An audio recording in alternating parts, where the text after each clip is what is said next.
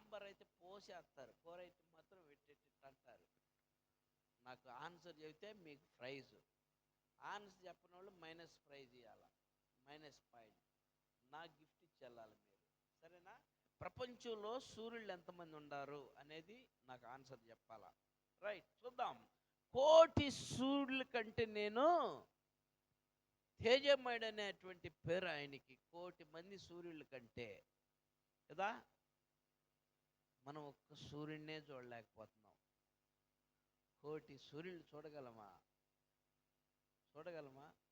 ఇప్పుడు ఏదో మంచు మనకి ఆనందంగా ఆ సూర్యుని కప్పేస్తుంది కాబట్టి కొంచెం సూర్యుని చూడగలుగుతున్నాం, కానీ అదే మే నెలలో రాబోతుంది, మార్చి ఏప్రిల్ మే, చూడండి సూర్యుడిని చూడగలమా?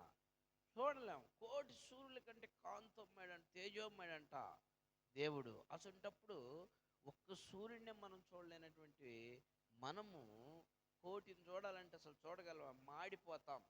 అందుకనే సూర్యుని దగ్గరికి వెళ్ళటానికి ఎవరు కూడా ప్లాన్ చేయరు. చంద్రమండలం దగ్గరికి వెళ్ళటానికి ప్లాన్ చేస్తున్నారు కానీ, వెళ్ళారు కానీ సూర్యుడి దగ్గరికి వెళ్ళటానికి మాత్రం ఎవరు కూడా ప్లాన్ చేయరు. సూర్యుడి దగ్గరికి వెళ్తే కాలిపోవటమే, ఆడ బగ్గ బగ్గ బగ్గ.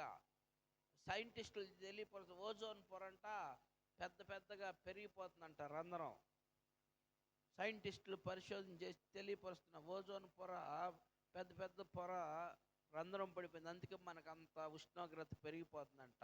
గత సంవత్సరం 40-45 దాకా కూడా వచ్చింది ఉష్ణోగ్రత. సో చూడండి, వెనక భాగం చూస్తేనే పడిపోయాడు మోషే, ఇంక ముందు భాగం ఏం చూడగలడు? అందుకనే ఈ ఇజ్రాయేలీలు ప్రజలు మొరపెట్టారు, ఏం మరా, నువ్వు రావా, మమ్మల్ని రక్షించవా, నువ్వే ఎక్కడున్నావు, ఎక్కడ దాక్కున్నావు నువ్వు అని స్వతంత్రంగా కేకలు పెట్టి దేవుడిని పిలిస్తే, దేవుడు ఏం చేశాడంటే మోషేని పంపించాడు. మోషేని పంపించినాక మోషే ఎట్టకేలగా ఆ ఐగుప్తు దేశంలో నుండి వాళ్ళందరిని కూడా విడిపించి తీసుకొచ్చాడు. దేవుడు ఎక్కడికి తీసుకెళ్లారు వాళ్ళని? ఎక్కడ తీసుకెళ్లారు? కానాను దేశానికి తీసుకెళ్ళాడు. కానాను దేశానికి పేరేందో తెలుసా? పాలు తేనెలు ప్రవహించే దేశము. పాలు తేనెలు ప్రవహించే దేశము. మన తోటవారిపాలెం ఇందిరా కాలనీ కూడా పాలు తేనెలు ప్రవహించే దేశమే. మన చీరాల పాలు తేనెలు ప్రవహించే దేశము. మన బాపట్ల పాలు తేనెలు ప్రవహించే దేశము కదా. బాపట్ల కన్నా కొంచెం కరువు ఉంది, నీటి వసత. చీరాలకు కూడా నీటి వసతి, మనకు నీటి వసతి కరువు లేదు కదా. మనకు అన్ని వసతులు చుట్టూ మనకు అన్ని దొరుకుతాయి. 1 కిలోమీటర్ 2 కిలోమీటర్లు వెళ్తే చాలు మొత్తం మనకి వసతులు దొరుకుతాయి కదా. ఇబ్బంది కలిగితే కష్టం, కానీ మనకు అన్ని వసతులు లేవా? 1 కిలోమీటర్ వెళ్తే ఈబిరిపాలెం మార్కెట్, 2 కిలోమీటర్లు వెళ్తే ఇటు చీరాల మార్కెట్. మీకు అంటే అన్ని వసతులు మీకు అనుకూలంగా ఉన్నాయి. దీన్ని ఏం దేశం అనొచ్చు, చెప్పుకోవచ్చు? పాలు తేనెలు ప్రవహించే దేశం అంట. పాలు తేనెలు ప్రవహించడం అంటే అక్కడ నేను అనుకున్నాను కొన్ని సంవత్సరాల క్రితం, పాలు తేనెలు ఇక్కడ ప్రవహిస్తాయేమో, పొంగి పొర్లుతూ ఉంటాయేమో, వాళ్ళందరూ పాలు దాగి తేనె దాగి బ్రతుకుతూ ఉంటారేమో అనుకున్నా. కాదండి, దానికి ఆన్సర్ అది కాదు. పాలు తేనెలు అంటే ఏంటంటే అన్ని సమృద్ధిగా దొరకటం అనేది దానికి అర్థం. ఆ కానాను దేశంలో కూడా అన్ని సమృద్ధిగా అంట దొరుకుతాయి అంట. కానీ ఆ చెప్పినటువంటి వ్యక్తి, మిమ్మల్ని తీసుకెళ్ళిపోయే దేశంలో సమస్తం మీకు సమృద్ధిగా ఉంటుంది, కానీ మీరు వచ్చారు చూడు ఐగుప్తు దేశంలో బానిసలుగా ఉన్నారు చూడు, అలాంటి దేశంలాగా అది ఉండదంట. ఎలాంటి దేశం? ఐగుప్తు దేశం. ఐగుప్తులో ఏముందండి? ఓదార్పు. ఐగుప్తులో ఉంది నిట్టూర్పు. ఐగుప్తులో ఉంది కష్టాలు. ఐగుప్తులో ఉంది బాధలు. ఐగుప్తులో ఉండి శ్రమలు.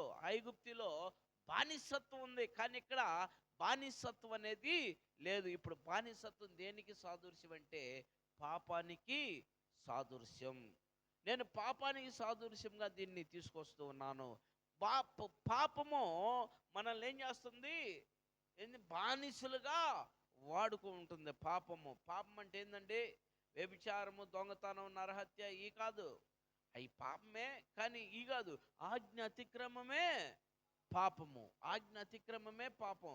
నేను వాటి గురించి చెప్పట్లేదు, కానీ ఆజ్ఞ అతిక్రమమే పాపము. ఈ ఆజ్ఞ అతిక్రమం పాపం ఏంటంటే, దేవుని సన్నిధిలో నువ్వు దేవునికి కనబడాలి అనే విధానంలో ఉండకుండా దేవునికి దూరంగా ఉండాలనేటువంటి ఉద్దేశంతో కలిగి ఉంటున్నావు నువ్వు. ఇది పెద్ద పాపం. అవునా కదా? దేవునికి కనబడాలి అంటే దేవుని సన్నిధికి నువ్వేం చేయాలా? ముందంజలోనే ఉండాలా. ఎంత ముందులో ఉండాలా? ఎంత ముందులో ఉండాలా? నువ్వు ఒక పరుగు పందెంలో నేను గెలవాలి, నేను గెలవాలి, నేను గెలవాలని పరిగెత్తుతూ ఉంటావు. అంతేనా? ఒక గిఫ్ట్ అందుకోవాలంటే దానికి నాకియ్యాలి, నాకియ్యాలి, నాకియ్యాలని ముందు రేసులో ఉంటావు. ఒక లోన్కి వెళ్తే ఆ లోన్ బ్యాంక్ ఎదురు క్యూలో కింద పడతా పైన పడతా కూడా నేనే ముందు అందుకోవాలా, నేనే ముందు అందుకోవాలన్నటువంటి ఆలోచన కలిగి ఉంటావు. ఇంత ఆలోచనలు నువ్వు ఆఫ్టర్ ఆల్ దక్కేది ఎప్పటికైనా దక్కింది. దానికోసం నువ్వు పడుతున్నటువంటి నువ్వు, కానీ దేవునికి మాత్రం ఎలా ఉంటున్నావు? దూరంగా ఉంటున్నావు. దేవునికి దూరంగా ఉంటున్నావు. దేవునికి నువ్వు దూరంగా